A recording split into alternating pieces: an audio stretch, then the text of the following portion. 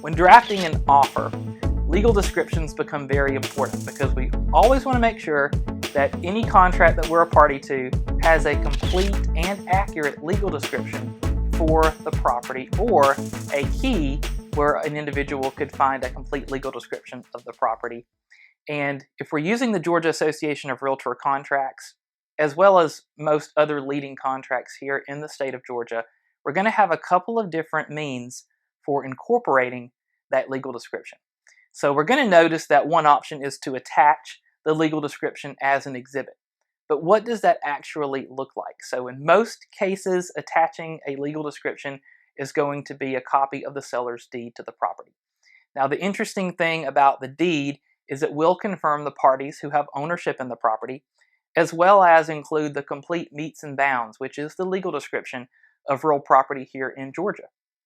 Now, some other methods that we have of including the legal description are going to be referencing the deed book and page number or the plat book and page number.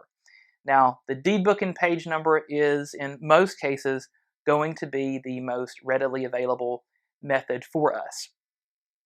And a couple of tips as to how we can very quickly find this information. So within FMLS, if we go into Realist, if we go into the tax records, we can also see the parties who have ownership, but if we scroll down just a little bit, and I'll pull this up on the screen so you all can see this, we're going to find a section called Last Market and Sales History.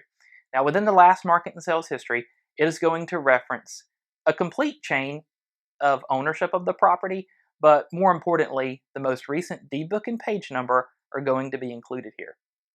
Now, if you are a Georgia MLS user within Georgia MLS, within the tax records, and I'll pull this up on the screen as well, we will also be able to see this information here as well.